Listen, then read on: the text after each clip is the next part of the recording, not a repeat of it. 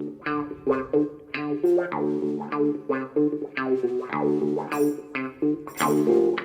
Al. How you doing? I'm good, mate. Thank you. Morning, all. Welcome to Alan Hudson's American Venture or American Dream hoodie, because it was a dream, but like many things do turn into a nightmare. You've spent 3 seasons from 1979 to 1982, kind of ish, in the Great Northwest in Seattle. And we're going to talk about that. We're going to talk about how you got there, but we're going to nail down Vladislav Bogicevic. Bit of a mouthful, and he was a bit of a handful as well, wasn't he, Hud? Yeah, there's some players you come across and you wonder where they come from. He was one of them. He was. If you used to look at him, it's like the Lionel Messis and the Maradonas, the Alan Balls are very small people. They walk in a room and you can't believe that they can be so dynamic on a football field. But this fella was quite the opposite. He was a huge fella. If he said he played football, then you expect him to be a centre half. But got on the field, and he was a magician. He was. I was fortunate enough to see him early in my career and play against him a few times, Paul. But a couple of times before I actually got to the States, so I knew a little about him. So it didn't surprise me when I did finally get to play against him over there. When was your first challenge against Bogicevic? He was born on the 7th of November 1950 in Belgrade, so he's slightly older than you. But when was the first time you come up against him? I think it was when I went on tour with Chelsea. I can't tell you exactly where we were, because there were so many tours in that part of the world, over that part of the world, and for some reason, it's unlike us players when we're away to watch another team play, and we actually was at this game and Red Star Belgrade played, and he was playing, and he was, he just caught my eye, and I never forgot him, and it stuck with me, and then all of a sudden that was it. Never dreaming that I'd ever come up against him. He was that outstanding. And he was what, 6'1", 6'2", Al Bogicevic, would you say? He was about 6'2". Yeah. He looked bigger though. Yeah. And he was, but he was very well built, very powerful. You couldn't knock him off the ball. But he played at the kind of pace where you wouldn't get too far near him. He was he was a little bit like the Gunter Netzer. That kind of game, Tony Curry, kind of, fantastic first touch, fantastic ability, just born with that incredible talent to play the game. And balance as well, good on both feet, wasn't he, Bogie? Well, I was writing the other day. We did something about Peter Osgood's. Would have been his 75th birthday the other day. We did something about Oz, and I said that you come across few players in your life, or what I did at every club I went to. You come across a player with this incredible self-belief, and Chippy Brady had it at Arsenal, and Peter Osgood had it at Chelsea. They just didn't believe they was ever going. And Alan Ball never. They left the dressing room knowing that they were going to be outstanding. And Bogie was like that. He just had this self-confidence about him. And I know because I bumped into him one night. Well, he approached us one night before the Soccer Bowl when Seattle played New York, and he was. He must have forgot there was a game the next day because he was a little bit worse for wear. And he kind of welcomed us to this hotel, the function, and as I say, we all looked at each other and thought, God, we were off the booze, and there he is, half cut. So that was the kind of confidence he had. Incredible player, mate, an incredible man. And his Dicky Bow halfway around his neck as well, wasn't it? But he was, and he was Yugoslav, wasn't he? He was. The first story I ever heard about him was quite funny, really. Someone told me that when he was at Red Star, the club had said we have an offer for you, and they mentioned the figure of £100,000. His response was he was getting the £100,000, and he said, "Oh, thank you very much." He said, "That'd be nice." He said, for my services," and they said, "No, it's not for you." He said, "That's what we're selling you for." So, but it's I would imagine when he went to New York, you'd have read it was what they put today, an undisclosed fee. So I don't know his transfer value, but I do know that when you got to New York, there was him and probably Giorgio Shinaglia were the two top men there, and obviously they'd had Cruyff and Best and an array of so many world class players there, but he was number one on the list. He was he played in Yugoslavia because it was communist Yugoslavia back in those days. He won 5 titles for Red Star Belgrade, and he earned the nickname Blecky. Now, I'm not very good at Yugoslavian, and I've tried to translate it, but I can't, so I don't know what Blecky means. I'm guessing it might be some word for genius in Yugoslavian. But players couldn't move abroad in those days until the start of the calendar year in which the player turns 28. So in 1978, while still 27, he then moved to New York, and they christened him Bogey. He scored 2 goals for Yugoslavia before the wars and the countries got divided into many different countries now. But he played in the 9-0 demolition of Zaire in the 74 World Cup finals. And his other goal was a win against Norway in June 1975. So he liked playing football and scoring goals for his country in June. In Europe, he played 17 games in the European Cup, scoring once. 12 games he played in the UEFA Cup, scoring once. Didn't score in the Cup Winners' Cup. Obviously, that was the most difficult tournament to play in because Chelsea won it in 1971. So in total, he scored 2 goals in 34 outings in the European Cups for Red Star Belgrade.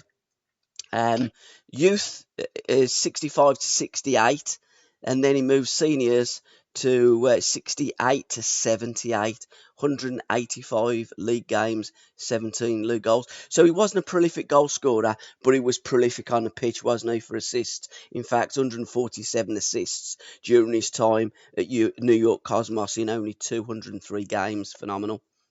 Well, he must have had, if you see all this palaver about Lukaku the other day about he got 7 touches in a game. Yeah. With Bogey, I would imagine he had more touches than anybody, no matter how many goals he's got or how many assists he got. He was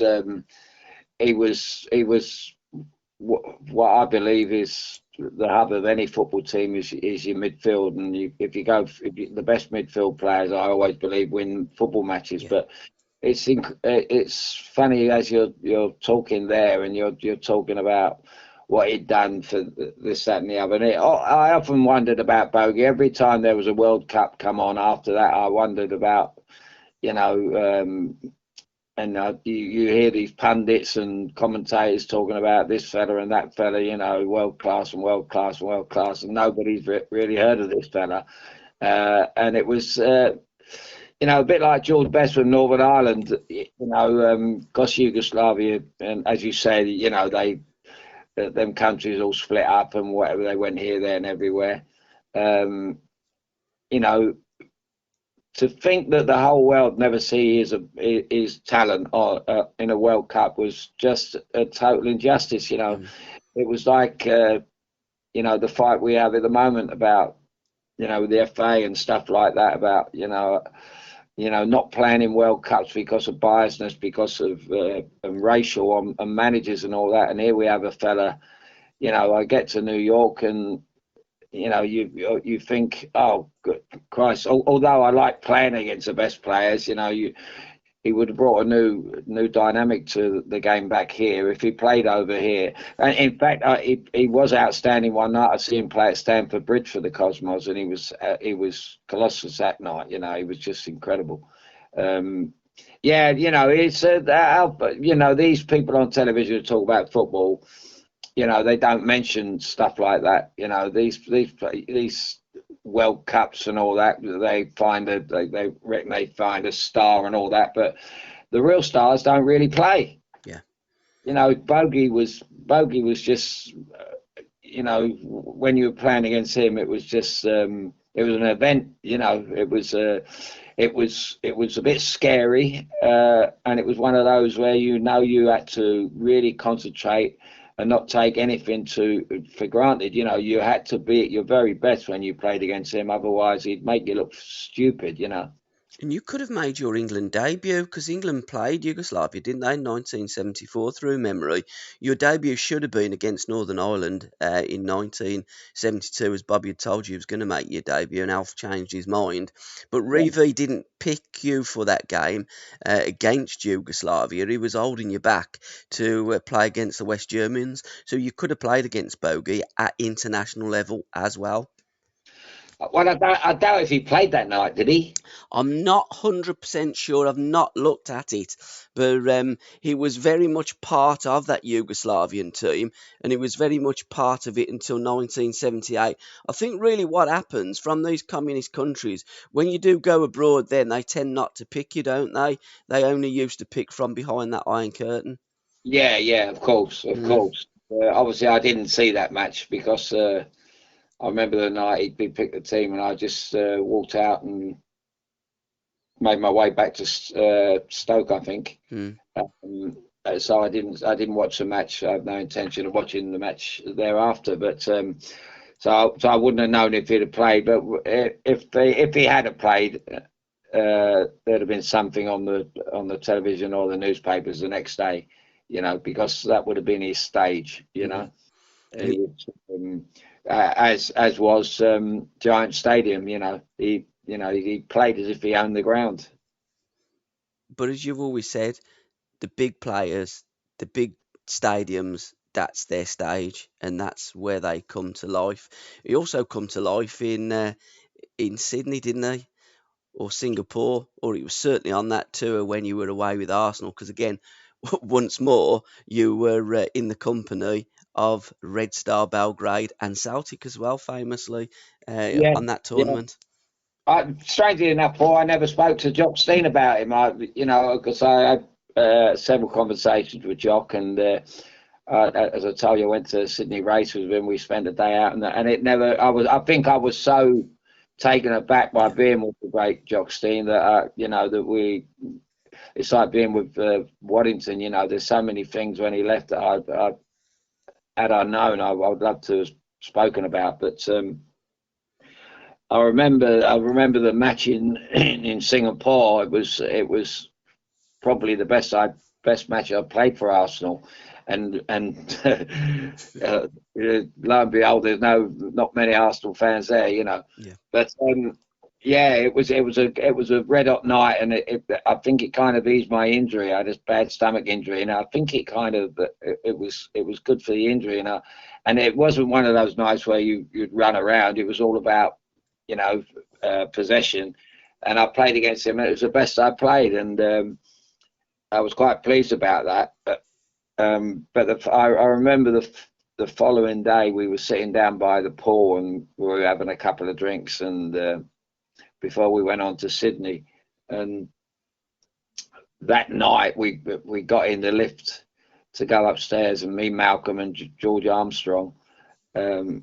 We were confronted by this huge figure, you know, and he said he said in broken English or Yugoslav, he says, I watched you down by the swimming pool.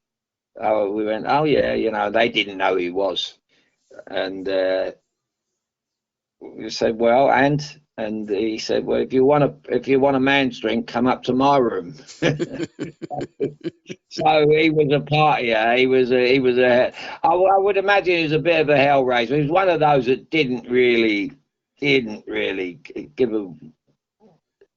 a damn about the world around him. He just strolled around, and he was the same off the field as he was on it, as if he owned the place, you know. And strangely enough, the last time I see him was at just before my accident in 1996 for the 98 World Cup, was it? in France. France '98, yeah. That would have Yeah. been after your accident, wasn't it? Well, yes, I see him just before my accident. We went for the World Cup draw in Paris, Got and ya. I went over to we was at the new stadium, Stade de Paris at that time. I think it was brand new, and they did the draw. Pele was there, and there was a few other faces. But Bogey came up to me, which was nice because he recognised me. I didn't really think he knew who I was. I was one of the, as Canton I would say, one of the hod carriers, you know, and. And he come over and he strangely enough, he said, "How are you?" I said, "Yeah, I'm good. How good to see you," and everything else. And he asked me to try and get my coaching job in England. Right. And I think I give him my card, and he probably threw it away. I don't know, but I had no chance. I mean, I was after a job myself a few Mm. years before in the game, as you know, and so there's no chance no one was going to listen to me. But again, it just goes to show, if I'd have had a club, a big club in England, and I knew he was available, forget about the coaching and everything else. Just his experience, his knowledge of the game would have been, unbelievable. You just couldn't say no to the man. He was just. I'd sit down my players and I'd just show him tapes of him playing, Yeah. and that would be enough. Did he not challenge you to another drinking contest, Al, that night, or had he calmed down a little bit by then? No, it was hectic that night. It was there was so many people there, and I wish he had off because I'd love to have spent more time with him. Yeah. Um, because he's seen a great one of the nicest men, and even on the field, to the extent of although he had that incredible belief in himself, he didn't do it he wasn't arrogant at Yeah. all. He just had so much uh, belief in his own talent. It was just uncanny, really. And he's one of those players. I used to say, if I had a jigsaw puzzle to pick my best team and who I'd like to be in it and everything else, it would have been great to have a few years to play. I would have loved to have been in the dressing room with him just to study how he prepared for a game. I would imagine it was a little bit like George, that he'd come in 10 minutes before the game, strip off and just walk out there. But Or again, Stan Bolt, even Stan was in a betting shop till 20 to 3 before I've heard stories about him. He even put his kit on and put on his overcoat and went down the betting shop to have one last bet before the game. it's players like that, those maverick players, those players that they're uncoachable. There's actually not much that a manager can say on the day of a game or at any time really of how that player should play his game because that player will just get on the pitch and he'll do what he needs to do. It's not scripted. He just ad libs his way and dictates the play of the game. Well, in them over in the NASL, then in those them days, there was a vast uh, distance between managers. It's Yeah, like us in Seattle. We had Alan Hinton. I first went with Jimmy Gabriel. Obviously, it was great, and Alan Hinton was great, and we were an English-based team in Seattle because there was a lot of Brits there. Uh, playing against Los Angeles. They had Rhinus Michaels as manager who played it the Dutch way, and he was there. That's why he brought Cruyff in there. And in New York, they had a manager who was just a front man, really, because you wouldn't tell Giorgio Chinaglia or Bogey how to play. Giorgio Chinaglia was known as a godfather, so yeah. there was no telling him what part of the pitch to go play on, and he was leading goal scorer every year, and they kind of knew what they were doing. There weren't no ground rules for them. There was no plan of how to play the game with New York. They were just a load of individuals who were just on the night. Well, they would play like there wouldn't be none of this stuff that goes on in England Mm. today about I go to Lukaku again as a great example. That he couldn't fit in because he can't adapt and all that. These were all good players, and they could adapt. When you go to America, you got to adapt to everything, adapt to the way of life. You got to not forget that you got the AstroTurf as well. You know, it's the AstroTurf was a different AstroTurf to what we had in Seattle. So there was so many aspects of the game that you had to change. And unlike in England, you know, you could never make an excuse. You know, it was there's too many excuses over here. You know, as to, and this thing about giving players time to settle in, I just don't understand that for 1 minute. You know, I believe that a good player can come in and play. Absolutely. And in 1975, while you're in England playing for Stoke, you played on the baseball ground and made a couple of goals for Jimmy Gabriel. You beat Derby. You went on to win the championship that year, 2-1. But in America, you actually literally did play on baseball grounds, didn't you? The pitches were just different. I mean, Pele, I remember Pele making his debut. They painted the pitch green. They weren't real football pitches that you played in, nor stadiums, was they, Al? Well, the strange thing is, one of the funniest things, you know, they're very strange. I don't know what nationalities they were. Obviously, some Americans and whatever. But I walked into the Kingdom one day. We were playing this night, and they were working on they just played American football on the pitch, and they were all debating because all the lines were all over the pitch, and they were debating how they got the lines off. Yeah.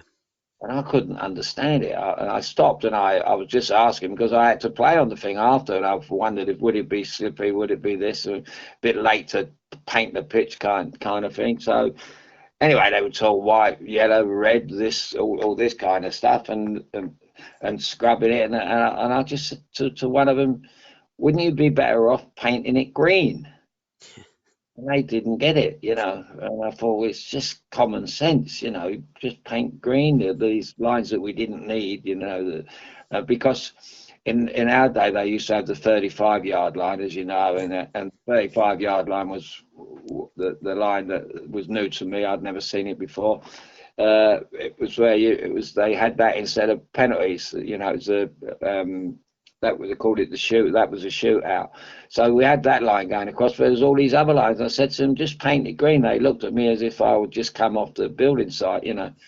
But that's the way they were over there, you know. It was crazy, really. And one regret I did have was playing on. I think I told you that when one of my last games there, we lost the soccer ball, and Bogey played, of course. And I remember coming out before the game, and it was in San Diego, and they had the big diamond on about a quarter of the pitch, a third of the pitch, which was in the right bit, was in the right back position kicking one way, the left wing position kicking the other, and I couldn't go on there.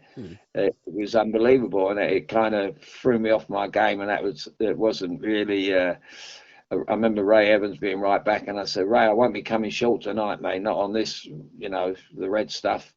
And you better get on with it on your own. And it kind of, I'd like to have played that game again on a real pitch, you know. So what was your most difficult opponent? The players that you played against, Al, or the pitches? Well, you know, it's I could complain, but every individual's different. Yeah. There were so many types of pitches, especially AstroTurf. You know, I remember going down to. I remember going down one day to QPR's pitch when they had AstroTurf to see Tony Curry and for a training session. I think Venables was manager, and I walked on the pitch there, and it was just like walking on the M6. Tony went there because he wanted to come back to London and play. Yeah. I think it was the year they got to the FA Cup final. And I said, it's going to ruin you, mate. It's going to finish your knee. You know, it was like playing on the motorway. And we had that in America. There was some pitches. Vancouver was one that, you know, and it wasn't just the underfoot. It was like the bounce of the ball and stuff like this, you know. But I was quite fortunate at Seattle that they had a bit of a cushion on there, you know. I suppose the American footballers would complain, if it was too hard, the surface. But there are places like Boston where they didn't play where the American footballers played. They didn't matter about the underfoot. You know. Yeah, I remember Frank Worthington went because Frank played out there, didn't he, for a number of teams, including Philadelphia Fury. And they asked him what did he prefer, AstroTurf or grass, and Frank said, "I don't know, I've never smoked AstroTurf," which is the right answer that you would expect from Frank. There were characters out there, is what I'm trying to say, Al, as well, weren't they? You know, Yeah, it I, was I, serious, but characters. yeah. Well, that was the naivety of the American press, and they knew nothing about our game anyway, and it was new to them. But that's the kind of thing that Frank would say, and I know that George Best said it to somebody at the airport in Vancouver. It was like it was kind of, they asked him a couple of questions, and the other one was, he said, what brought you to Canada?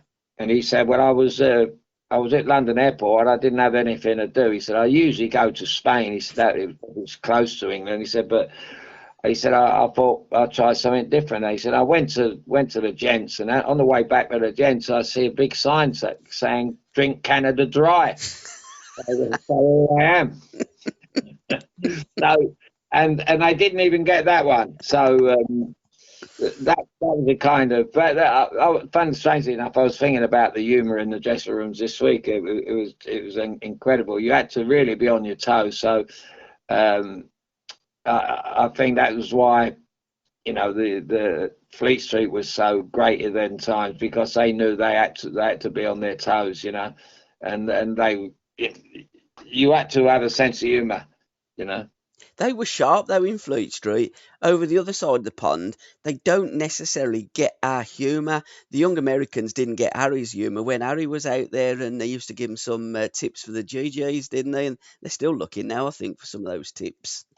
Yeah, they're looking for a couple of horses. Yeah, they're looking. I think we went to our haunt was Long Acres. That was a local track, and there was a couple of young Americans. They were great kids, and they were decent players. And Harry come in, and it was always jibing at Harry, always ribbing him. And he come in because he wasn't a manager. Harry was a assistant manager at that time. He took the reserves, and someone said to him, "How do you go?" "Yes, Harry." He said, "Well," he said, we didn't win a lot of money." He said, "But we had a great day." He says, "But what you boys must do," he said, "especially you American boys," he said, "if your wages are a bit low, look out for these two horses."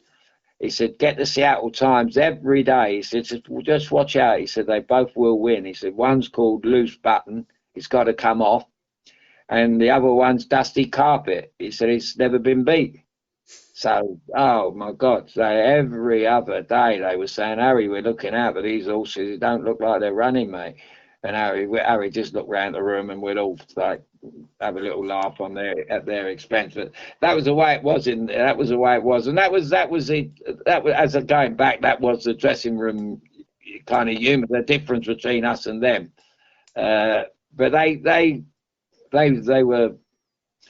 I've got to say they were great, but the young Americans were a great part of the dressing room. They wanted to learn, and they wanted to know that. I used to take when I was captain there. I used to always invite them out with us. Because they were such a vital part of our team. You had to. One thing we should have done in this country is exactly what the Americans had. You had to have four Americans on the field, North Americans at all time. And we had that and so they were vital part of our team. You only had to have a one or two dodgy Americans, and you had no chance. And in England, we kind of did have something like that, but the other way, when the foreigners first came over here, as you was going over to America after the 78 World Cup finals, we had an influx of them. I think they were restricted to probably two, three, or four maximum that could play in England. I mean, of course, now times change, and you talking about George Best going into the toilet and drink Canada Dry. That was similar to how you got over to America in the first place when you met Bobby at Stamford Bridge, and again, an if only moment, wasn't it, Al? Well, it was, yeah. I mean, it was. You couldn't really write the script. It was. It seemed as all mapped out. And when you think how many people, I was just. It was. I was on the run from Arsenal. I was AWOL, and I had no intent of going back there. So I was still contracted to them. And Christine Matthews said to me one day, "We got an empty box. If you want it on match staging and have it." And so I would invite. To listen to the rest of this podcast, please go to www.patreon.com/SRB Media, or just follow the links in the description. Thank you.